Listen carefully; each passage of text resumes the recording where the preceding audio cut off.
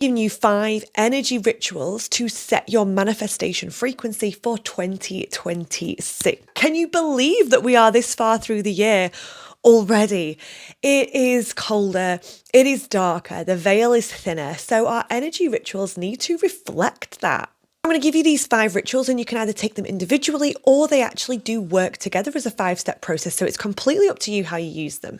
But by the end of the video, you are going to have a full winter reset for your energy so that you can move forward into 2026 and align with the frequency of whatever it is that you're wanting to manifest. I'm Kerry Williams. I'm an intuitive coach, psychic energy practitioner, and I help women in the wellness and beauty industries and spiritual women in general become the rebel empress of their lives and businesses, because that is what it is all about. So these are some things that I'm doing at the moment and that I'm going to be doing over the coming weeks to reset my energy, to nurture and cultivate my energy over this winter period so we can have that gorgeous winter glow up that we are all so much in need of. We want to make the most of this hibernation season and make sure that we come out of it in the spring, in our real new year, as our most energized, aligned, rebel empress selves, so we can make things happen in 2026. So the first ritual I'm going to be going through is the energy shed. So we know that the calendar year isn't necessarily aligned with our natural cycles.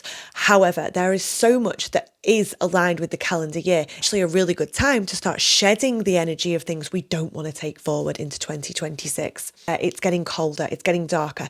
It's time to start writing down and clearing out everything that you don't want to hold on to anymore. Everything that you want to say, nope, hon, you're not coming into 2026 with me. Get it all written down and then obviously safely, make sure it's safe, burn it. Create a ritual and burn all this energy. Burn away anything that it is that you're not taking into the following year. And so the next energy ritual you can do is a solar plexus meditation. So you're going to be sitting in meditation with a focus on recharging and restoring your solar plexus energy center with the sunshine, with the fire energy. Because this time of year, when it's colder, when it's darker, our solar plexus energy, our inner sun, can dip and it can become weaker. Start replenishing that inner fire, replenishing that inner sun. So sitting in meditation and just allowing that energy center to expand out and focusing on how we can nourish and give warmth to that area, and receiving the messages that you receive from that during the meditation and acting on them. So if you get an intuitive hit during that meditation, actually taking the action to do that, because it is all about the action. It's all about acting on those intuitive hits. And the third energy ritual that I'm going to be talking about today, an aura recharge bath. Now, this one is just beautiful. It's such a nice ritual to do. So using what you have and using what is safe for the people and animals who live in your home, which is always really important when we're using things like herbs, essential oils and stuff like that, create an aura recharge bath. Now, something that I really like using in this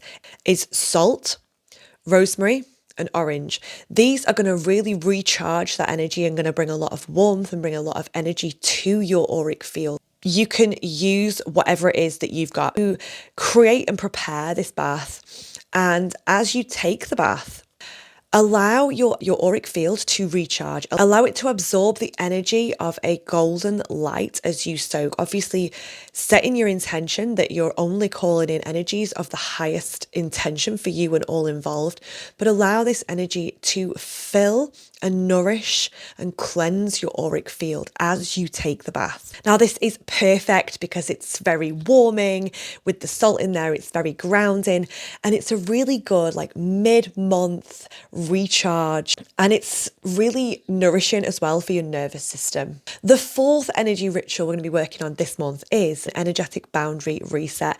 Now, I know that these are not always the easiest things for us to do because they often, not even often, like pretty much always, they have deeper roots than what we see on the surface. You know, if we don't have an energetic boundary in place, it's because there's a reason that it's not already there. There's something within us, there's an imprint that needs to be alchemized to create that boundary. So it's really a time to have a look at our energetic boundaries, have a look at what's going on for us.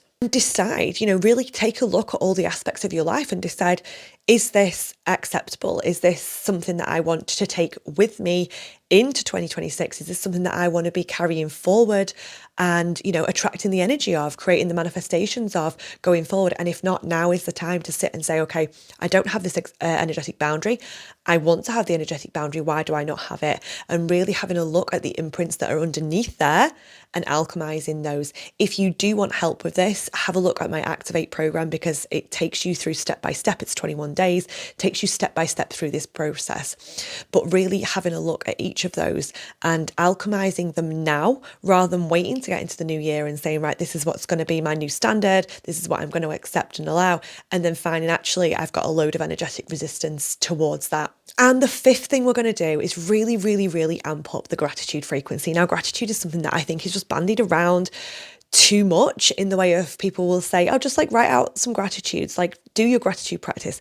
And I think a lot of the time, so many people, it just becomes an exercise where people will just write the same 3 things out every morning, I'm grateful for my house and my kids and my, the work that I do, without really actually sitting in the frequency of gratitude. Because obviously we're grateful for our families, obviously we're grateful for the things that we have, but actually sitting in that energetic state and really feeling what it truly means to be grateful for something, to truly hold that frequency in our heart space. Because you can be doing the gratitude practices and you just get on the rotation of the same 6 to 10 things without actually really rooting into the frequency of what it is. And when you do go deeper with the gratitude frequency, it's every little thing that happens in your day fills your heart with gratitude, the smallest things. So one of the things I always feel a lot of gratitude for, which is something that I never used to, is the laundry basket overflowing full of clothes for me to fold up, and it's never ending, and it's supposed to be that way. The reason I have so much laundry to do is because I have a beautiful family to look after, and I am so grateful to be able to wear gorgeous clothes that I love and dress my children in beautiful clothes that keep them warm and keep them safe. And it's about really finding gratitude in all the aspects of the things, not just the big things, not even just the little things, but the things that, as we move through our day, that the gratitude becomes the dominant frequency through all our interactions, through all our daily tasks, through everything that it is that we are doing. So a gratitude practice with me is not about writing. It is about dropping in and really centering into that gratitude frequency and allowing it to expand from the heart space right out into every cell of the body and beyond into our auric field, and just really sitting in that frequency and allowing it to permeate and allowing it to ripple through the day, ripple forward through the day, ripple back through the day, ripple out. And just to really sit there and anchor in that frequency. So there they are, 5 energy rituals that we are using to set the manifestation frequency for 2026. I want you to let me know in the comments, which ones are you going to be using? Are you going to be using them all as a 5-step reset? Or are you going to be using certain ones of those? If you haven't already got it, I actually do also have a free guide with 44 energy rituals in, plus a blueprint for doing your own energy healing session. So if you haven't got that, I will drop a link for it in the description box. And remember to like the video, subscribe to the video, let me know your takeaways in the comments. And as always, I will see you in my next video. Bye.